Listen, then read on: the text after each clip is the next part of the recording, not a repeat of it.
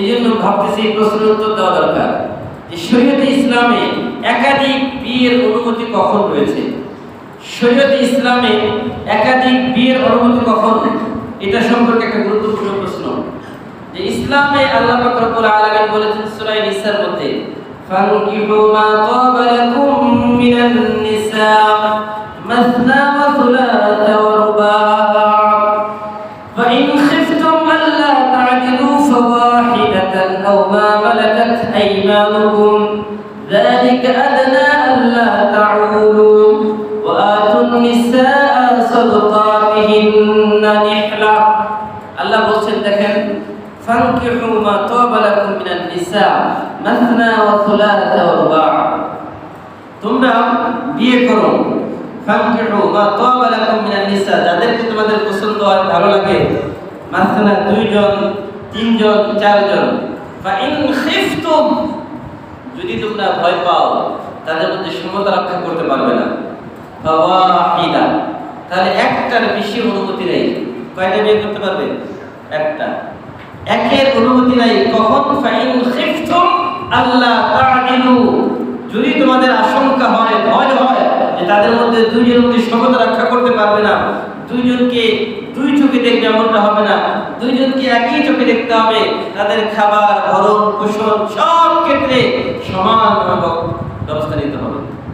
যদি এটা 100 পারো তাহলে করো, আর যদি না করো তাহলে সুযোগ নেই।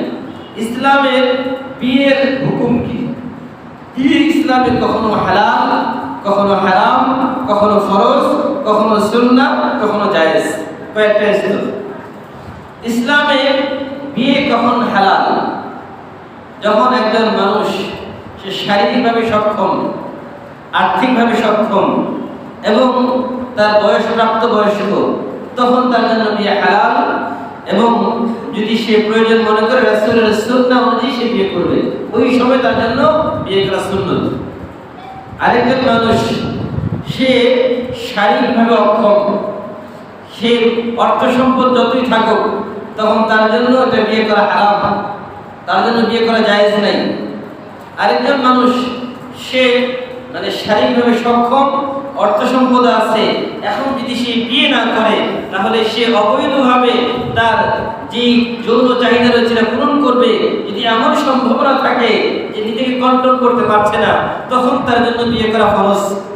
ওই মুহূর্তে তাকে জিনা ব্যভিচার থেকে নিজেকে বাঁচানোর জন্য তার জন্য বিয়ে করা ফরজ, যদি সব কিছু ঠিক থাকে।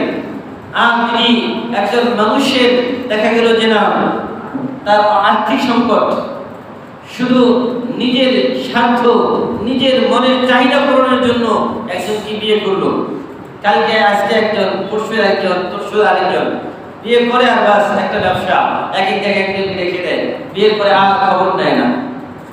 এই যে এটা যারা করে তাদের ব্যাপারে আল্লাহ রাসূল কি বলেছেন?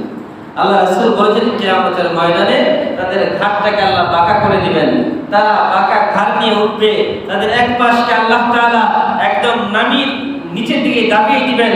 মানুষ দেখেই বুঝবে তারা একাধিক বিয়ে করেছে, স্ত্রীদের মধ্যে সমতা রক্ষা করে নাই, স্ত্রীদের মধ্যে সমতা রক্ষা করে নাই।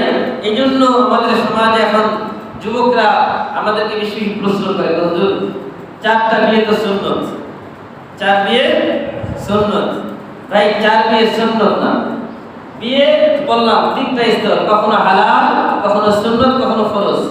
তো আপনি একাধিক বিয়ে কখন করতে পারবেন? যখন আপনার সব কিছু ঠিক থাকবে, তাদের মধ্যে সমতা রক্ষা করতে পারবেন, তখন অনুমতি আছে, তার মানে জায়েজ, সুন্নত না। সুন্নত একটাই। সুন্নত কয়টা? সুন্নত বিয়ে কয়টা বলেন? একটা। একাধিক বিয়ে করা এটা অনুমতি রয়েছে শর্ত সাপেক্ষে। শর্তগুলো কি? তাকে আলাদা বাসস্থান দিতে হবে, আলাদা খরচ দিতে হবে, তার সব চাহিদা পূরণ করতে হবে। সব কিছু যদি আপনি সক্ষম হন তখন দিতে পারবেন, এর আগে সম্ভব না। কিন্তু আমাদের সমাজে মানুষ এইগুলো এমনভাবে ছড়িয়ে দিচ্ছে, একটা সমাজের মধ্যে বিভ্রান্তি সৃষ্টি করতেছে। এই জন্য এই ব্যাপারটা আমরা সজাগ থাকবো, সচেতন হব। আল্লাহ পাক রব্বুল আলামিন সকলকেই এই কথাগুলোর উপর আমল করার তৌফিক দান করুন। আমিন।